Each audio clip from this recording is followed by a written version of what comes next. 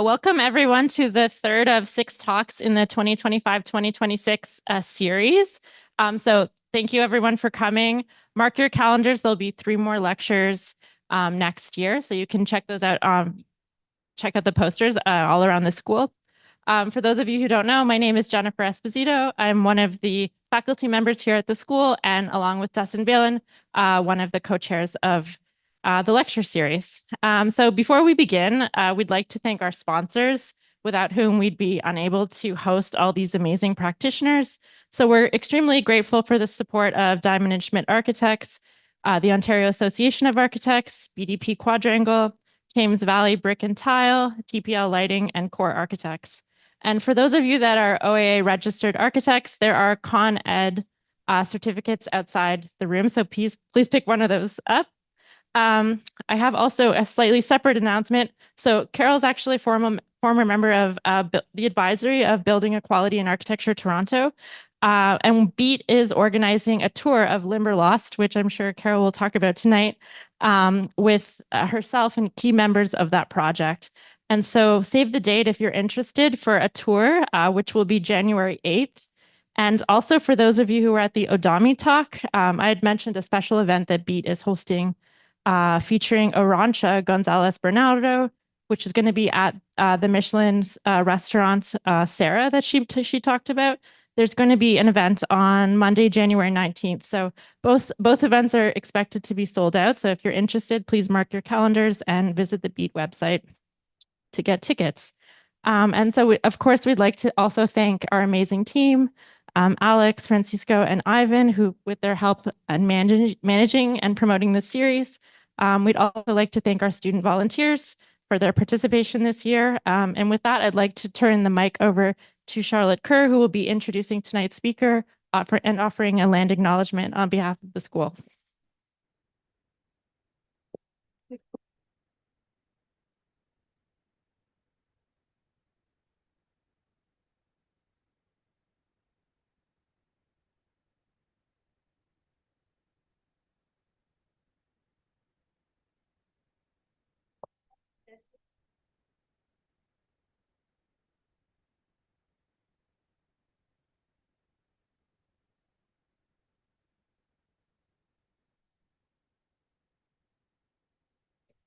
Who represents the people who live upon and use it?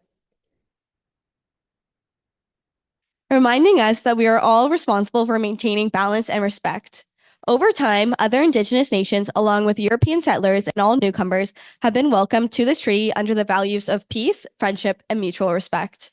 Here in the pit and in every space we design or inhabit, we recognize how architecture both shapes and reflects our relationship with the land. On behalf of the Department of Architectural Science, we are delighted to welcome Carol Phillips, partner at Moriyama Tashima Architects, a recognized leader with over 30 years of experience shaping transformative places for communities. A fellow of the Royal Architectural Institute of Canada, she has been at the forefront of sustainable design, pioneering low carbon and mass timber construction while advancing net zero carbon strategies. Her portfolio spans academic institutions, cultural landmarks, and civic buildings across Canada and internationally, each project marked by innovation, inclusivity, and environmental responsibility. Guided by a design philosophy that emphasizes the connection between people, place, and nature, Carol creates architecture that fosters collaboration, cultural sensitivity, and ecological stewardship. Her empathetic and collaborative approach ensures that every project not only responds to the climate crisis, but also strengthens community bonds and enhances the human experience through beautiful, inspiring, thoughtful, and context-driven design. Please join me in giving a warm welcome to Carol Phillips. Well done. Thank you so much. That was a really wonderful introduction. Thank you for inviting me here today. It's been an incredible pleasure and an honor to be here in the pit. I was here 7 years ago, and speaking about this project that I'm going to spend most of this lecture speaking about. I'd like to get started by talking a little bit about Moriyama Tashima Architects. It's very briefly. We don't expect anybody to know who we are. A firm that's 65 years old and founded by Raymond Moriyama, who was interestingly interned during the Second World War, as a Japanese Canadian. He was joined by Tatsushima, who was also interned in the Second World War. They founded their practice in Toronto. And this small project for me embodies a lot of the principles of our firm, where we do seek the essential in projects, the space for conversation and a connection to nature displayed here. We have two offices, one in Ottawa and one in Toronto, and we are founded on principles, not a house style. And these words have changed over time, and these are our words now, generosity, generative design, and regeneration, and they respond to some really salient issues of our day, in currently the climate emergency, reconciliation, and innovation in order to solve those. And from the foundations of this practice, I think a number of our projects have always embodied these. I cannot miss an opportunity to speak to the Ontario Science Centre, a project that was really generative in its thinking, one that connected us boldly to nature. And while it was innovative, it was really about the human connection to nature.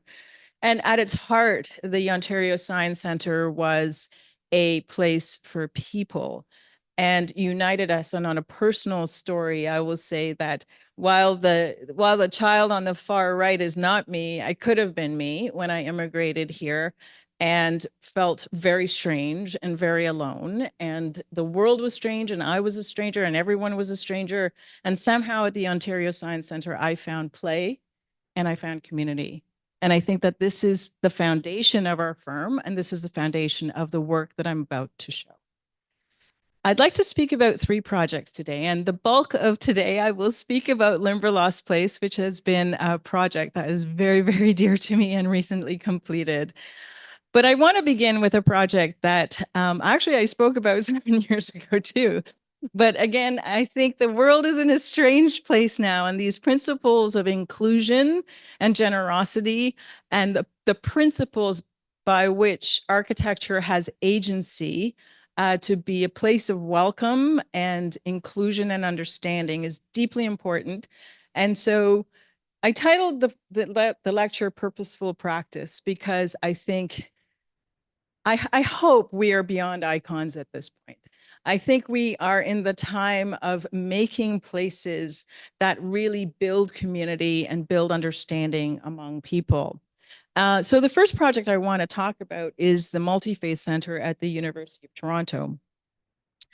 And so we've talked about where Toronto is situated, but I will not as well miss the opportunity to acknowledge the land that this project sits on. And so some of you may recognize Spadina Circle, the Daniels School of Architecture is right here, and Janet Levitt's speaking there today, so I'll understand if you walk out.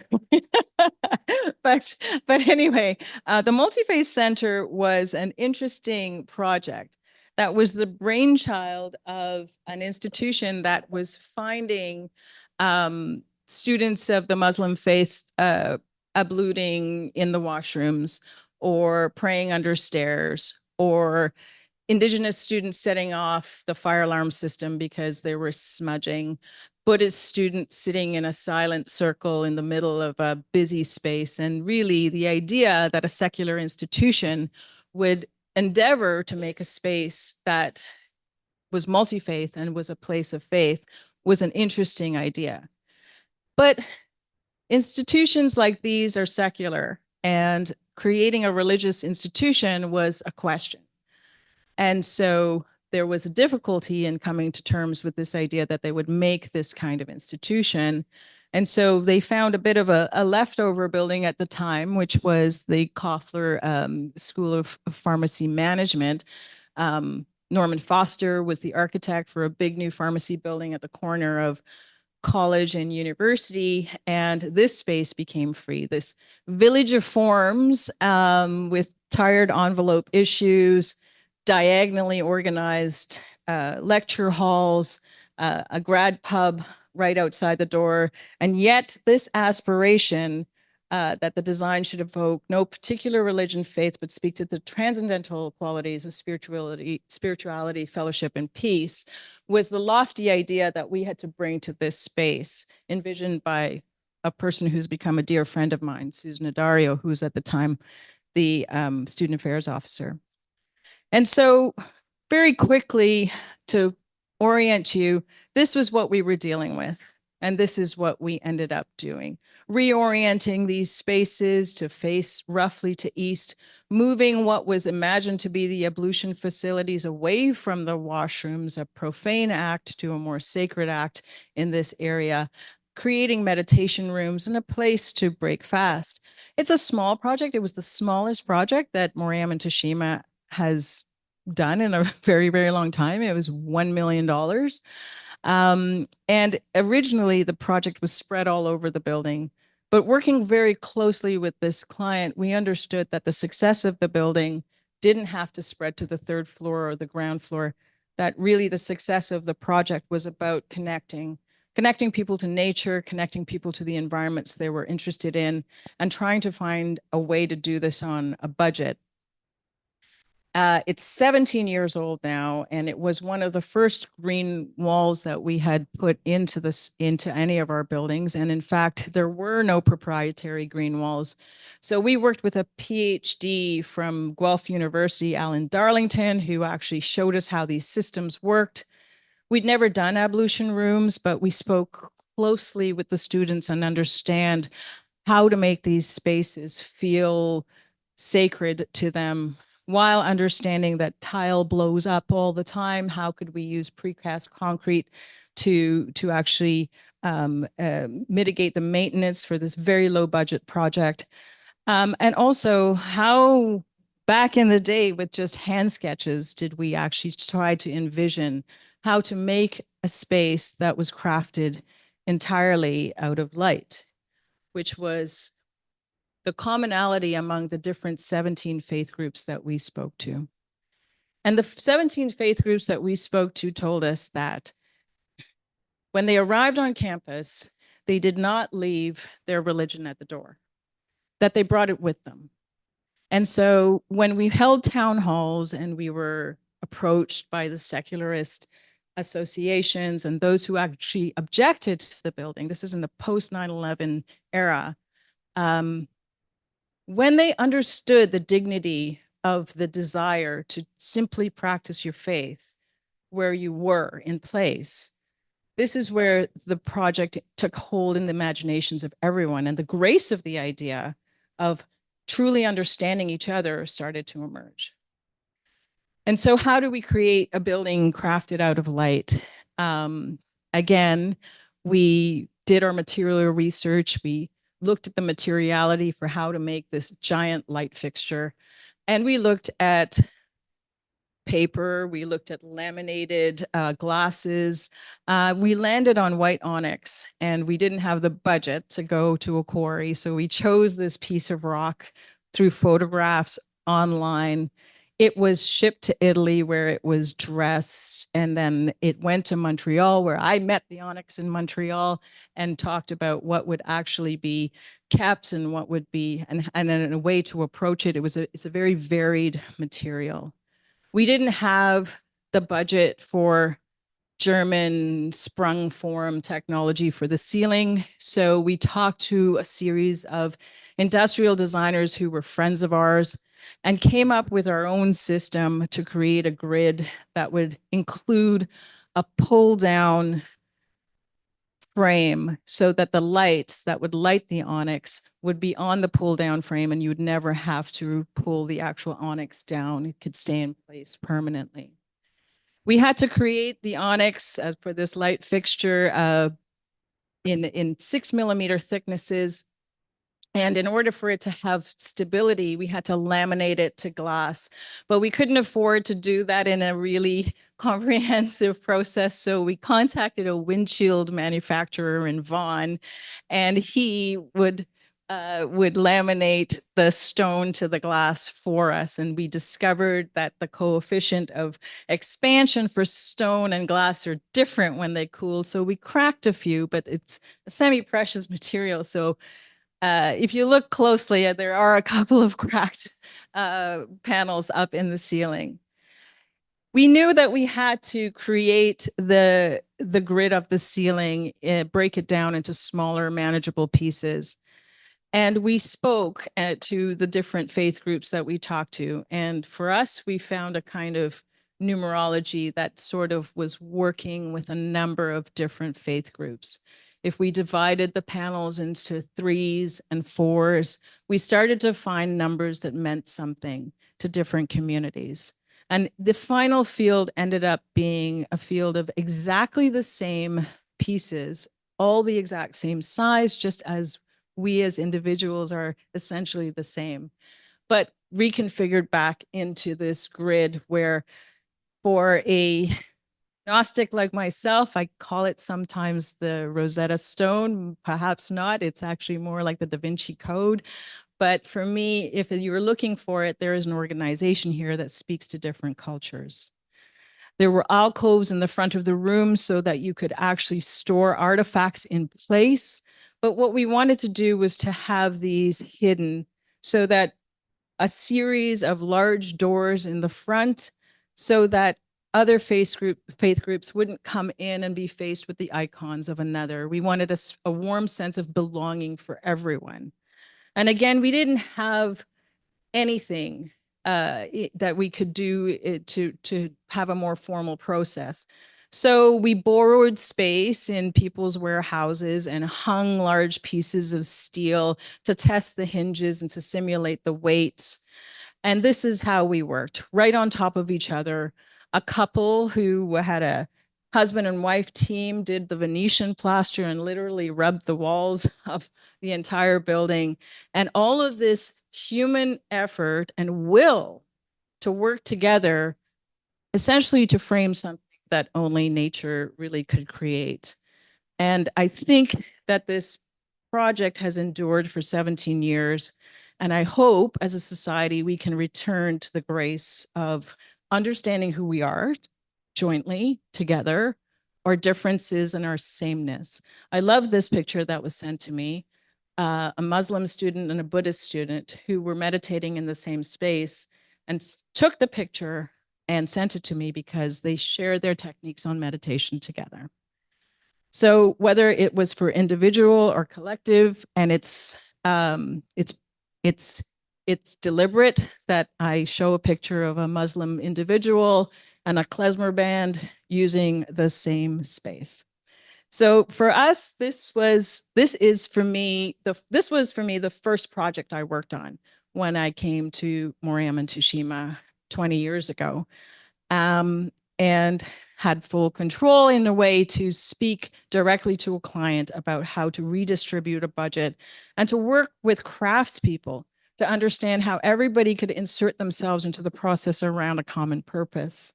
And when the Dalai Lama comes to your project, you have to show the slide every time you have the chance. So that is the story of the Multi-Faith Center. And I hope that sets the tone for an idea of how we work together and how we actually try to explore ideas and work with the people who are building our buildings as much as with those who design it. Design and construction for me is a seamless process of continuous learning and continuous creative problem solving around a purposeful vision. So I'd like to talk now about Limberlost Place. And I forgot to set a timer. So somebody get the hook out if this is going too long. So Limberlost Place for George Brown College is an interesting project that I think a lot of people might have heard of at this point. But again, to insert myself personally into this story, this is a map of the top of South America, and that's where I'm from. And what you're looking at here is the Amazon rainforest. It's a country that's under sea level as well, so subject to flooding. And this is my family home that I grew up in. It's up on stilts. It's got deep eaves and sloped roof to shed the rainfall. It has these verandas that are spaces that you can occupy, even if there are torrential rains or unbearable heat. They're shaded and they're semi-protected. The wall literally breathes. It's not really enclosed. So parts of the building have this porosity and natural ventilation that moves through the building. And so I mentioned this because of my personal connection in understanding how these things have somehow come around. And here we are in Toronto again at the waterfront. Limberlost Place was envisioned as a highly sustainable mass timber building for George Brown College. And the reason why we have to look at mass timber is largely due to something that that I think we all understand, which is that I'm just going to speed this up if I can. I don't know if that the planet is heating up. And I think the moving away from the climate emergency question we can't. This is a non-negotiable for us. A lot of the things we experience in the world right now are tied to the climate emergency. And this is a visual created by NASA that actually speaks to the carbon in the atmosphere. And if I let it play long enough, and I don't really need to actually tell you what's going on here, but this is year over year, the amount of carbon that is in our atmosphere. And so we cannot survive as human beings unless we try to do something about this immediately. And even though there's a lot of depressing information out there now, I would like to say that everything matters and everything counts. And so I think we as designers and architects have tremendous amount of agency in the choices we make. We are the gatekeepers to the specs. And so how do you change? So this is a little bit of a quote by Buckminster Fuller that says, you don't change things by fighting the existing reality. And certainly, yes, there is protest, but to change something, we can build a new model that makes the existing model obsolete. And that was exactly what Limberlost has done. Now, I spoke about Limberlost here in the pit 7 years ago, right after we won the international design competition. So if you want to fact check me, you can actually go back to the video that is posted. But what is actually interesting for me here is I watched this video, and it's interesting how much I have grown and what has changed since the first time I introduced this project to you. So Limberlost Place was first called the Arbor. It was an international design competition envisioned as a smart, net zero, mass timber, remarkable building on the waterfront. Future-proofed, and by nature of the fact that it was an international design competition, the idea was that we would be pressing for innovation and for quality. I always show the teams that competed, Shigeru Ban with Brooke McElroy, Provence-Cherois with Turner Fleischer, the Packhouse with MJMA, and ourselves with Acton Austri. And these are all teams. As early as 7 years, as recent as 7 years ago, none of these architects who are Ontario-based could have even qualified for this building alone, because you had to have completed a mass timber building in order to qualify. Currently, we have 16 mass timber buildings, and 8 of them are in some phase of construction at the time. So we are growing really fast, and we absolutely should. So let me just take you on a little tour of the building. So Limberlost Place, designed by Moriyama Tashima and Acton Austri with a group of incredible engineers, is at Queensquay Boulevard and Dockside Drive at the edge of Lake Ontario. It is the second of Waterfront Toronto, George Brown College's waterfront campus. It is a 10-story exposed mass timber, net zero carbon emissions, assembly occupancy building. And as far as I understand it, it is the first of its kind in the world. What distinguishes this building is that it is assembly occupancy. It is in the part of the building code that says you have to build with non-combustible materials. So the journey to get here has been a journey of teamwork and negotiation with the City of Toronto, and everything that we knew we had to relearn in this project. And it has been an incredible experience, and it's open now to the students as of September.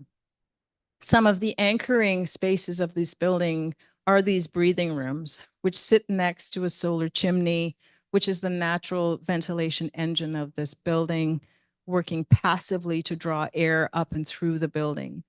While the timber is the remarkable part of this building, the systems of this building are actually really thorough, imagined with incredible modeling by Transolar Klima Engineering out of New York and Stuttgart, and really, again, working with the context and the place and the exposure and what was available to us from sunlight to deep water cooling in the project.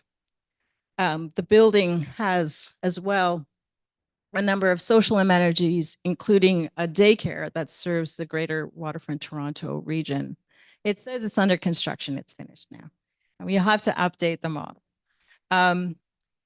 So I'd like to just back up to the concept for the building. I like to think that we emerged as the winners of this competition because we really did embrace the constraints of this project. We ran towards them and saw opportunities. And part of the constraints with working with timber is it wants to be very regular. It wants to be dense and regular. And our design objective was to come up with an elegant system into which we could carve out the social life of the building. And that idea of breathing room into this dense structure really permeates all aspects of the design. We have structural breathing room, which I will describe in that the structure is very thin and wide. We have social breathing rooms in that we distributed the social life of the building up through the verticality of the project and pushed it to the perimeter to take advantage of this remarkable site near the water. And we used those deep spaces to draw sustainability breathing room into the building in the form of natural ventilation and deep penetration of the sunlight. And though we embraced the regularity and the structural rigor required to make an elegant structural system, the building is very particular for the first 3 floors. It is very much the same through the body of the building, and it's particular again at the top. And this is deliberate because we are building 200-year buildings now. And so we have to organize them in a way that allows for flexibility of use. Limberlost Place is designed on what we call 3-bar planning, which is simply to orient the grid in 3 strips, a dark strip in the middle, and preserve the light for the exterior. And what that does is it means that all of our demising walls are made of lightweight partitions. The structure is only really in one direction here. There's no columns in these areas. It's not a grid, it's actually rows, which means that you can open them up. You can have larger classrooms. Over time, George Brown College used to teach watchmaking. They don't do that anymore, although watches are very cool. So they might be teaching it again. And really, over time, they can actually partition this space. It can become offices. It can become residences.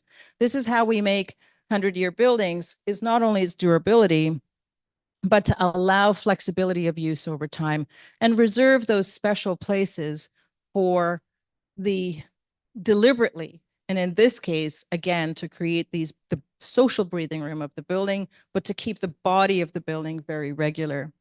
And we found that despite this regularity, we were still able to make a collection of beautiful spaces that gave a variety of choices for students, social spaces, collective spaces, and intimate, cozy spaces as you march up the building. And we also are cognizant of designing for the neurodiverse.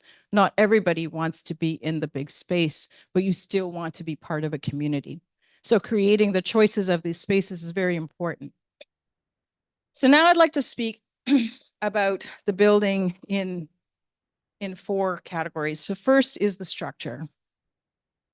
So while mass timber buildings, we talk about structure being made out of timber, there are very few mass timber buildings that aren't to some degree hybrid. This building is deeply hybrid. We're at the waterfront, so we have a series of piles.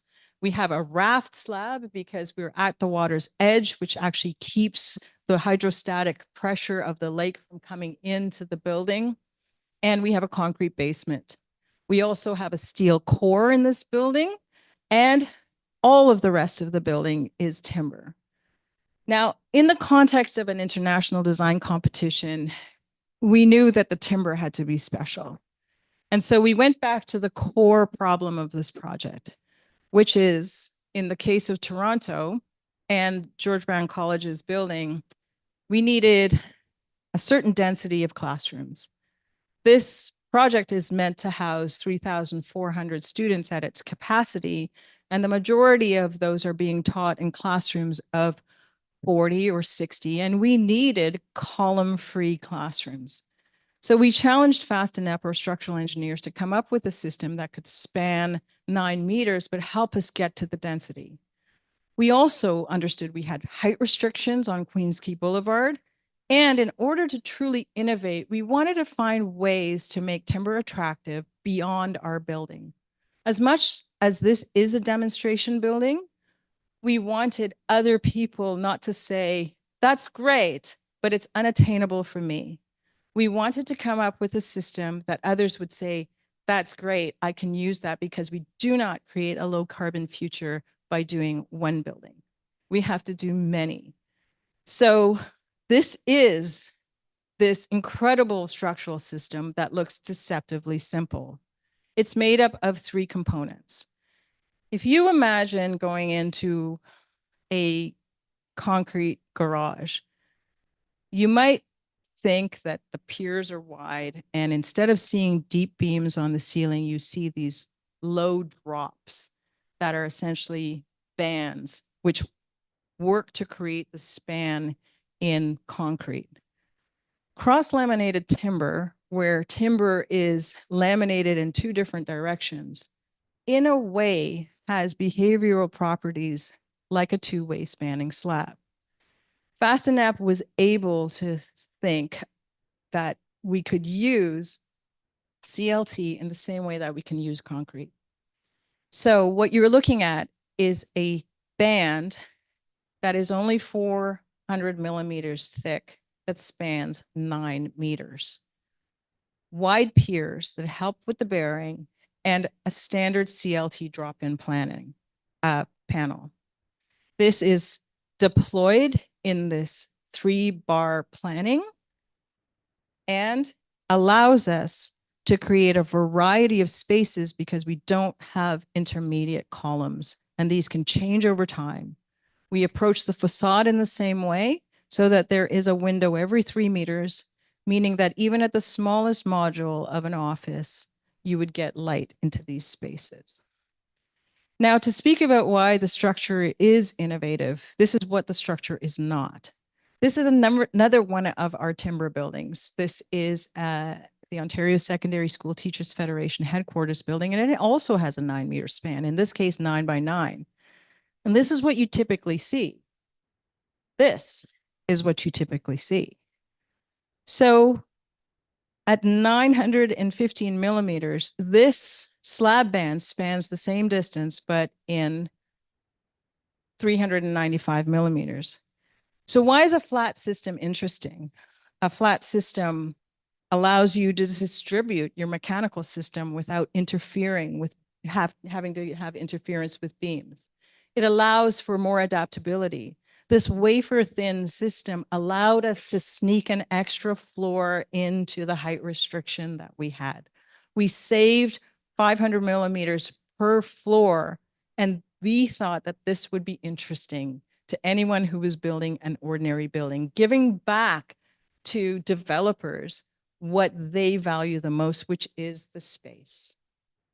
And so this is why our building, I think, won this competition in that it was thinking beyond its own property lines, and we were thinking about how we actually advance the entire industry. The slab band itself is a composite. It has 400 millimeters of concrete on top of it, and that's not because of the span. It's because timber on its own is very live. It has a vibration criteria that doesn't meet our current structural codes. So it needed to be dampened with some weight because timber is very light and it's very live, like a drum. It has properties that are both acoustic and vibration. Anybody who's a structural engineer in here might understand what I'm trying to get at. It needs to be actually weighted down a bit. And not a lot was known about timber concrete composite systems at the time that we were doing this. So we embarked on a research project funded by Natural Resources Canada, led by Fast and Ep, with the contributions of Northern British Columbia, as well as Biberx University from Germany. And we embarked on a comprehensive testing regime that tested different ways of attaching the concrete to the timber. We looked at angled screws, we looked at kerf plates, we looked at HPV. We tested all of these panels to breakage. And I won't pretend to actually tell you what this means. It means that we mapped all the failure. All of this is open sourced. All of this is open sourced, and others have taken it and have created now a 12-meter spanning item building on this information. In fact, all of our information is available. The LCA analysis that we are completing now will be made public. And we actually went further than just doing an LCA analysis for this building. We did an indicative design in concrete so that we could truly have a comparison between the two.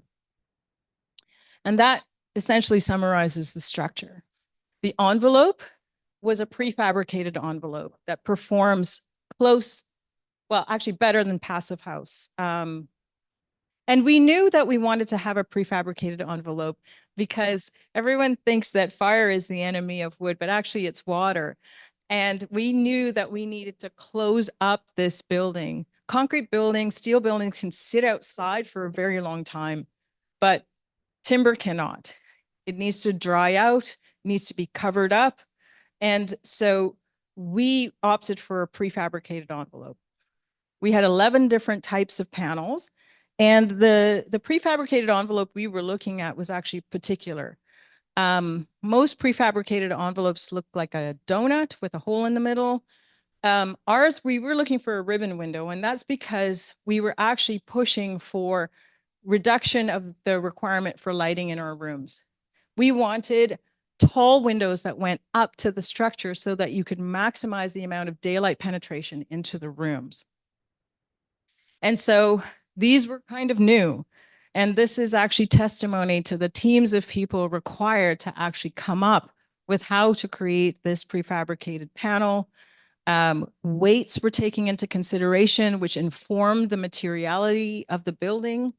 And proof of concept, we tested it. It tested at 0.09 air changes per hour. Passive House is 0.6 air changes per hour. So we were performing profoundly better in the lab. We expect there to be field issues. So we think we're going to be at 0.4. We haven't done the testing yet, but we still think that we're exceeding Passive House for the envelope. The building has a bridge as well, but I'll talk about that in a minute. So some of the systems in the project has a distinctive form. And this distinctive form is generated off of a number of things. First of all, there is something about the sort of more Gothic forms that you do see in Toronto. That was something that we wanted to actually have a distinctly Toronto expression on this building. The project as well is next to a public park. And we understood that if you were going to give form to building, you want it not to be hemmed in by another building beside it. So we then started pursuing this idea of a pitched roof, and working with our sustainability engineers, we looked at what was required to create a natural ventilation system in this building, and it requires a solar chimney. A solar chimney, we have two of them, one on the east side and one on the west. A solar chimney needs to stretch up a full 2 stories or story and a half above the last floor that it is serving, in order to create the natural convection, in order to create a passive draw without turning on a fan to flush this building with fresh air. So we stretch this building up to the north and shut it down to the south. The south angle becomes an armature for solar PV. So the form of this building is directly linked to its systems. And of course, we can only be in natural ventilation mode for some time of the year. So we have an active mode. When the building is in active mode, we have to air condition or heat the building, and we have a decentralized mechanical system. We have 2 small mechanical rooms on every floor, allowing us to optimize the building's performance, because what's happening on the 2nd floor is probably not what's happening on the 3rd, 5th, or 7th floor. So all of the systems on every floor can be modulated. And without a central mechanical room, it means that the peak of this building is again given back as space. We don't have a box on top of the box like so many buildings in Toronto. So the building has an active mode where it's buttoned up, and we have a passive mode where we can open the windows.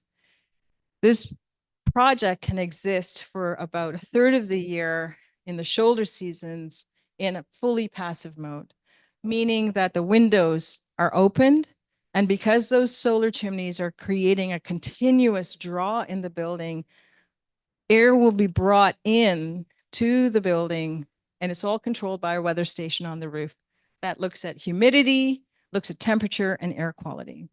And the solar chimneys work whether you're in heating, cooling, or natural ventilation mode, allowing it to either be sealed up entirely and become a hot chamber in front of the building, creating a kind of blanket at the building, or to create that draw through the building.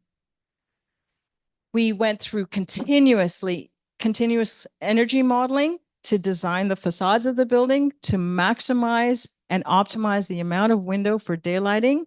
And this project is operating and exceeds the Toronto Green Standard 2030 challenge today, significantly exceeds. Now, one of the things that's interesting about the technical resolution of creating a natural ventilation system is that if you're opening the windows in the classroom, you essentially have to have a hole between the classroom and the hallway for the air to pass through.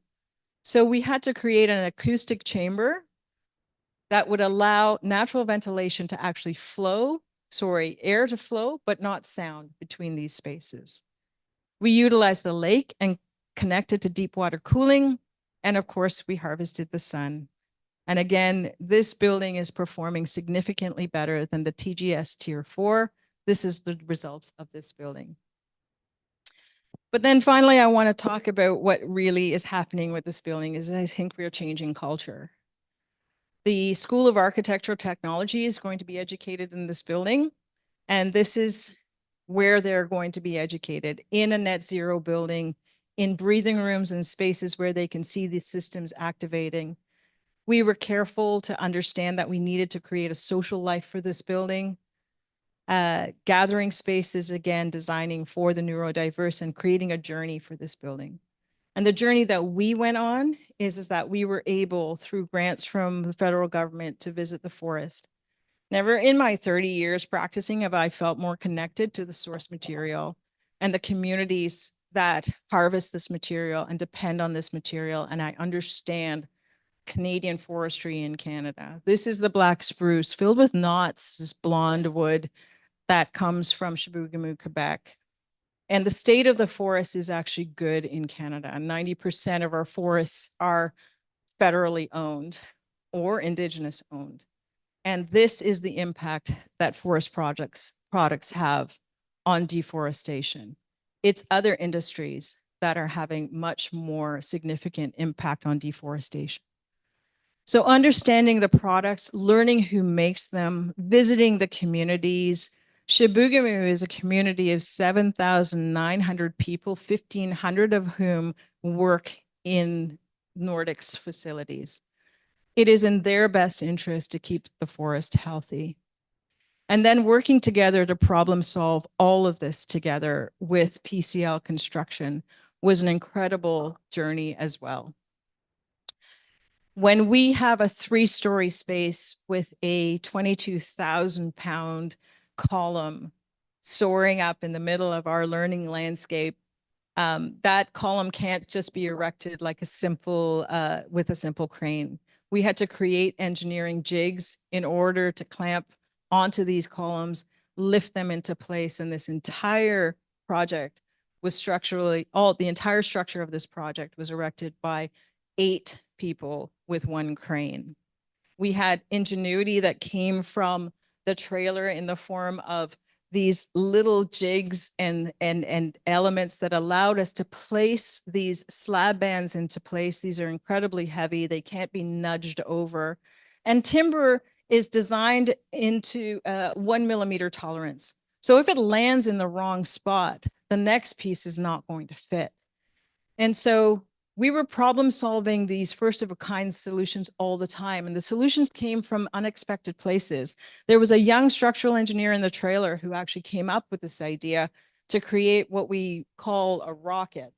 And I'll just show this video.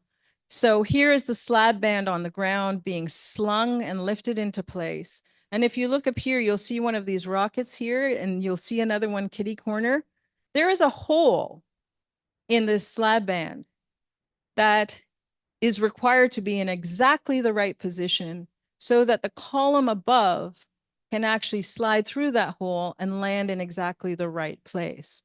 And we can't, it's swinging around, it's breezy. How do we guide this thing directly into place? Well, we guide it into place with this little rocket, which actually has a prong on the outside that's the exact thickness of the wall of steel that needs to come down from the column above.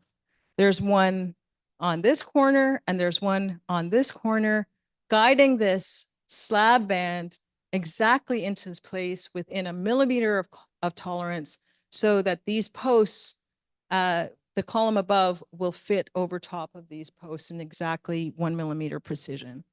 These are small DIY solutions, and I'll just kind of recall the conversation that we had with the Multi-Faith Center about coming up with windshield operators from Vaughan. This is the same spirit. It's the spirit of actually listening, working through problems together, manufacturing things by machines and CNC, but also by hand, lifting them into place and dropping them into place, and working and listening together as an incredible ecology of people that are not just designers, but also builders.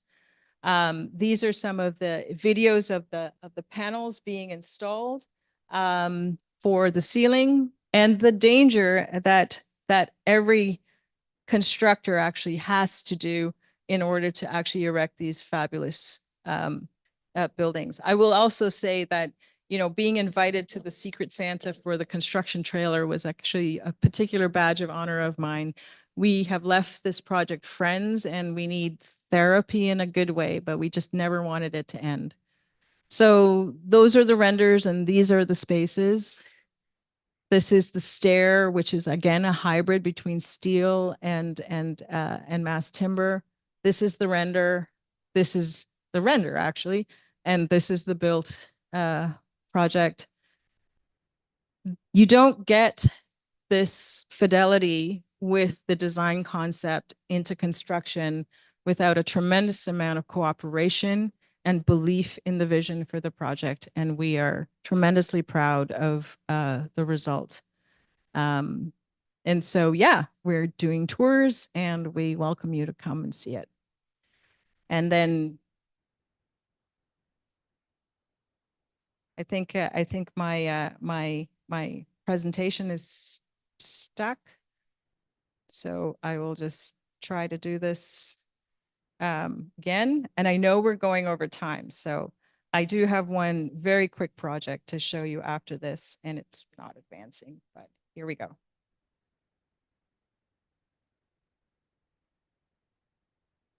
Sorry about this. Yeah, this is the built project, and we have been sharing our information openly.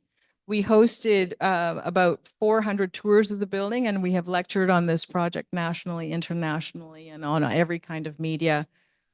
We have had opportunity to speak to the federal government on advanced systems in mass timber and prefabrication, and we're using our notoriety on this building right now to advocate for low carbon systems at every level of government. And most importantly, most of these people are students again, 400 tours that we conducted and shared everything. And then very finally, in the spirit of purposeful architecture, I want to just briefly tell you about a project under construction, a very different project, but also working with a major issue of our day, which is reconciliation with our Indigenous peoples of this country. Makwa Wakaigan for Algoma University is situated in Sault Ste. Marie at the land in the land of Kitigan Zibi and Batchewana, and is on the site of a standing residential school. Shinwak Hall was a place of incarceration, really, for hundreds and hundreds of students and was closed in the early 90s. First time I saw Shinwak Hall was after the discovery of 200 plus bodies in Kamloops, and the hall was littered with the shoes of children. The site sits next to a forest that actually has periwinkle all through the bottom and stood for me like a metaphor for the forest. It was a forest that seemed to be standing strong, but its entire undergrowth was occupied by an invasive species. So sitting in contemplation of this project with smoke architecture, we came up with the guiding principles for this project that drew on some of the teachings that we heard from the children of Shinwak, including the idea that the spirit of a bear should be part of the project, that the project should actually rise up to the north and be part as high as, if not higher than Shinwak Hall beside it, that the guiding principles of the medicine wheel would create a spiraling building that would have several directions and approaches, that the building would actually look at braided sweetgrass as an idea of weaving together the pathways of past, present, and future, and to create natural pathways in and around the building.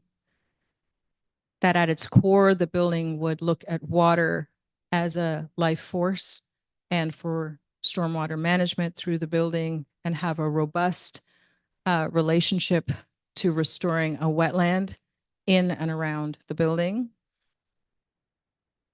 And that we would take the lessons from the Tikanakan, which is the child carrier that has a wooden board and lacings where the Cree would actually carry their children with them and keep them safe. And so as a metaphor for reconciling with an institution that stole children, we created the lacing of the Tikanakan. It's the structure of this building, spiraling through the building. So these are embedded storytelling in a project looking at reconciling both with the landscape through natural systems, stormwater management, the use of renewable materials, but embedding strongly in it the symbology of communities that were impacted by colonialism, and to look metaphorically and actually at having this building rise up to the same height, if not higher, than the project that the space that incarcerated the children. The project is under construction, and this is a state of affairs on site right now. And we are trying to race past and before this happens. But with that, I'd just like to thank you for your time. 3 projects that speak to issues of our day.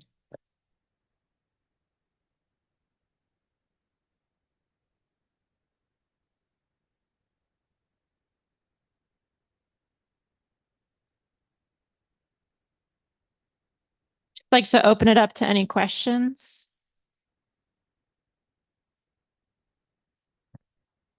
Hi, I'm a first year student here. My name is Sam. Thank you so much. It was really incredible getting a vision of what's possible in the industry. It was incredible. What kind of workforce does it take from start to finish for a project like Limberlost Place? So yeah, Limberlost Place took hundreds and hundreds of people to actually create the project. In terms of the design of the project, within the context of our office and Acton Austri's office, I think, you know, at a certain point, we were a team of 14 working on the project. Design competitions have their own energy as well. They're consuming. But I would also say that what was unique about Limberlost Place was the fact that this wasn't a project where we designed it and then kind of wrapped it in engineering. It's not possible to get to highly sustainable buildings like that.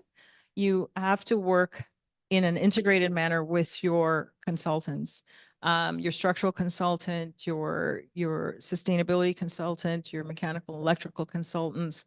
And so that process meant that the core team of this building was much greater than I would say that there was a core team of probably 5 or 6 architects, and then equally that amount of consultants at the table forming the structure, the overall concept of the project. As you draw this building grew to 14 people at a certain point within the architectural office. But I think what's interesting about realizing these buildings as well is we brought the contractor on very early. We weren't even done the design development drawings when the contractor came in because we knew the processes and the timber fabricator was a critical part of this process in this conversation. So they were brought on before we were finished designing so that we could modify our design so that we weren't introducing waste or processes into the workflow that would be problematic later. So that's when it comes down to it, it's an enormous group of people that actually realize this project. What's actually very unique too about Limberlost Place is that we essentially have a digital twin of the building, and that is because everything essentially is prefabricated. So you have to model everything. You have to do all the interference drawings. You have to know there is, I can count on 2 hands. Actually, no, I'm lying. There were 12 holes that we didn't actually predict in the building. And we had to, at some point, bring out a chainsaw. But the reality is that you try to avoid that as much as possible. Everything was CNC cord, which means every piece of ductwork, every sprinkler line was actually modeled and predicted so that you could actually do that in the shop, bring these panels on site so that the pipe would just land exactly where it was supposed to land. There are a few little issues for sure, and I see them every time I go, but yeah, it's a great, huge workforce and a very varied one as well. As I said, very junior people coming up with great ingenuity and very experienced people sort of guiding the process and understanding when a good idea is on the table, not actually thinking that they have to come up with a good idea all the time. Thank you so much. Yeah.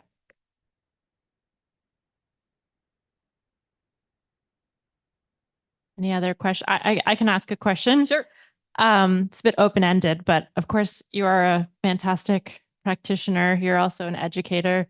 There are many students in the room here probably wondering, how do they get to where you are? What should they be thinking about right now? I guess I'm just wondering what advice you have for students. For students, I would say for students that the future is really bright. It's wide open. And I think I've tried to convey that the tropes about, you know, the cape and beret wearing architect are not what you should be aspiring to really have lasting impact at this very, very fragile time in both our social and climatological context. You have a role to play in many different ways. I consider the contract administrators on our project the architect team. I consider the technicians the architect team. I consider the people in the trailer who came up with those ideas the architect team. I consider the people who work at Nordic who who actually know the material and the craft of the material, and who program the CNC machines, part of the architect team. So I actually think, and I, more than anything, I can't believe I haven't said this, the client is part of the architect team. And I think that for lasting impact and to see us as a kind of community of people who impact the built environment, I think the future is incredibly bright for where you can slot into the process, rather into the narrow definition of a sort of genius in their own basement, coming up with a vision for a project. I don't think that that's the future of architecture. And so I think you're part of this. You're part of this ability to slot yourselves into the mechanism of creating environments, built environments that are harmonious with the natural environment. Is a wide open series of professions available to you, and please don't close your minds to them.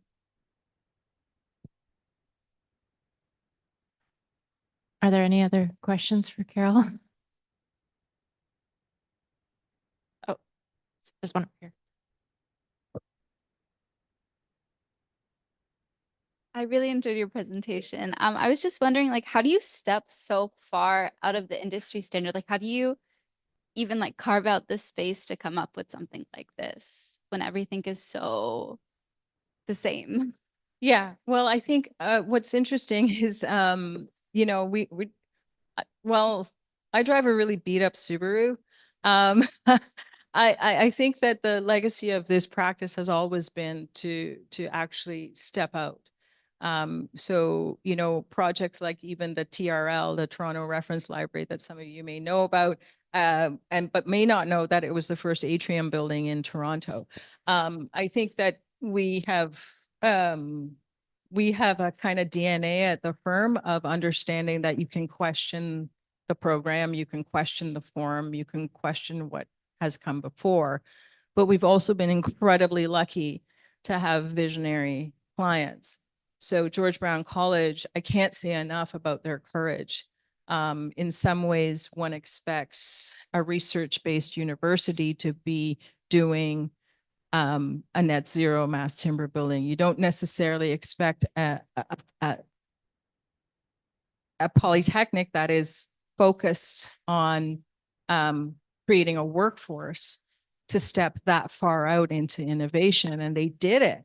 And we're so glad they did. They had the courage to do it. And similarly, how you step out is to create relationships as well. I go back to the multi-faith, and I was able to have a conversation with my client and actually say that the success of this institution is not in creating 3 floors of program, but one really successful room. Let's redeploy the budget. I mean, onyx is a semi-precious material. Let's redeploy the budget into this one room and make this really work. And when it really works, you'll find the money in 7 or 10 years to do the offices above.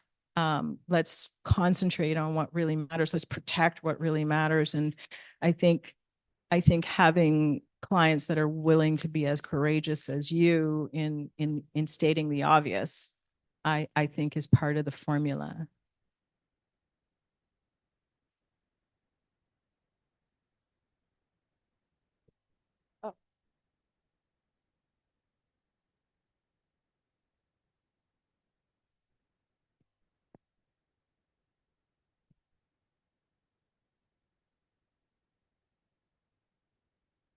Thank you very much for your presentation. It was really insightful and done some really, really fantastic work. When you were talking about this one consideration in the Limberlost project, you mentioned the consideration towards neurodivergence, neurodivergent people, neurodivergent people. Yeah. As we've had some other lectures in here, some other fantastic lectures, that's not really been a topic of discussion as much as you brought forward. I was wondering, can you just talk about the place and the weight that had in making design decisions? And is that something that you encounter a lot in your work right now? because it doesn't appear to be a large consideration that I see very often in terms of what we see as students Right. with design. Well, I think what's interesting is that people might know our practice in the Battershoe Museum and the New Canadian War Museum and these larger civic projects, but about 70% of our portfolio is actually higher ed. So we work with students a lot, and we understand it's not just neurodivergency, it's actually just the state of mental health in a certain generation. And we understand deeply that designing for the collective is actually much easier than designing for the individual within the collective. And so for us, it's always been a principle, but it is much more deliberate now. We are finding institutions are asking for these spaces now, asking for a variety of spaces and a strategy to create nooks and crannies that that people who do not thrive in big noisy spaces can still perch, be adjacent to, have visual connection to the collective space, but have a space. We have our bodies to contend with. It's not all just concepts and systems. There is a way that a space either feels comfortable or feels too expansive. And so we are very conscious of creating different scales of spaces, and particularly scales of spaces that are actually adjacent to the main collective spaces, so that you can participate in the community, but still feel a level of comfort. And that's not just the spatial environment and the scale, it's also the acoustic environment. So quieting down spaces, but also creating lively spaces. There are students that thrive in active spaces over quiet spaces. So you have to create that variety.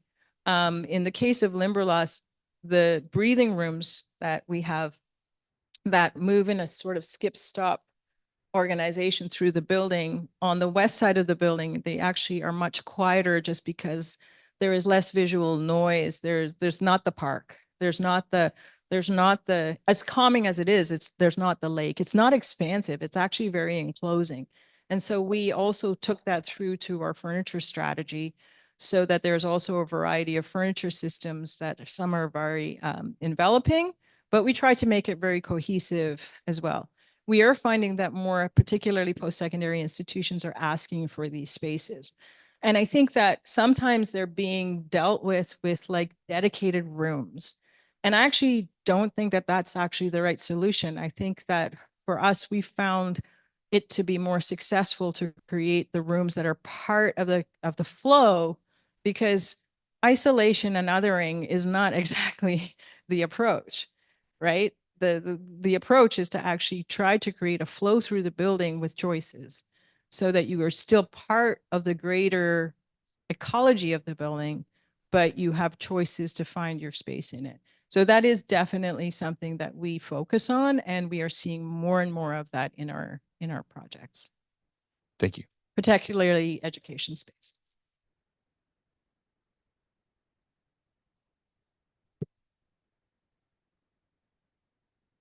Lisa, did you still have a question? No. Is there one last question? Oh, okay. Maybe this will be the last question. Sure. Hi, my name is Ying, and I have something kind of crazy to ask.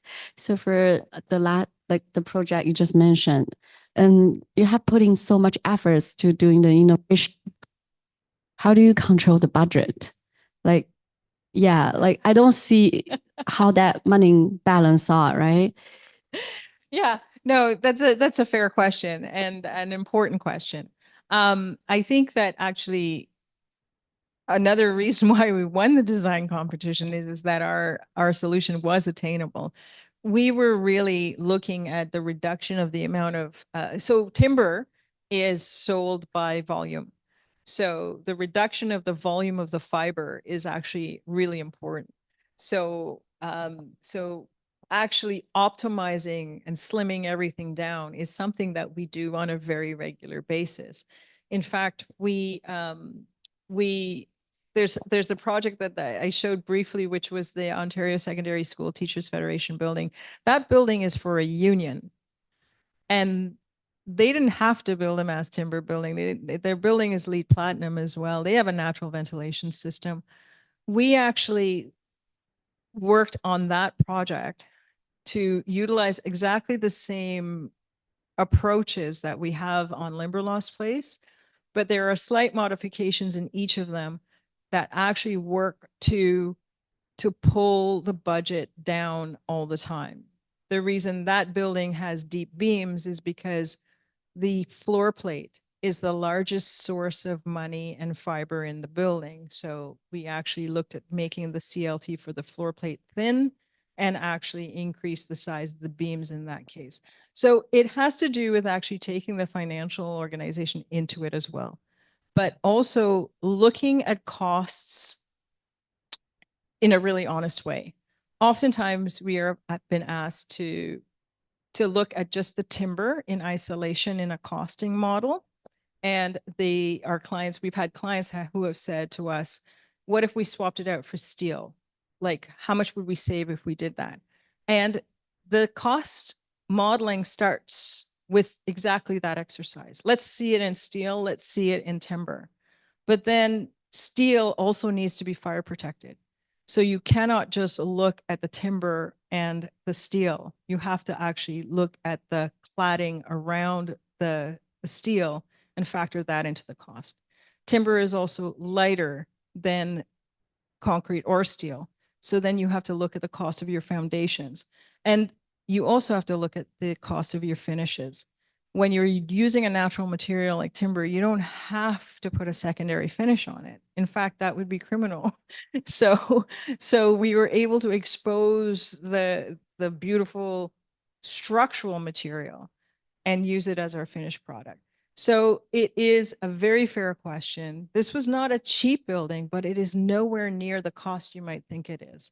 And that has to do with working closely with the contractor up front and not being overly precious about things that don't matter and understanding what the essentials are of a project. And again, I'm going to just circle back to the multi-faith again. We convinced the client to cut program in order to create a room.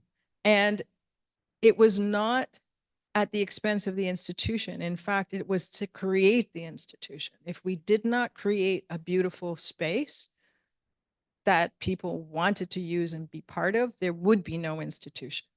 So to spread yourself so thinly across a project with mediocrity was what I think would be the death blow to a project. I would rather actually condense the effort and use the budget wisely. We also try to take a kind of high-low approach in that, again, rather than just mediocrity across the board, you actually concentrate the effort into the things that matter. And some of the things actually are fairly ordinary. Appreciate it.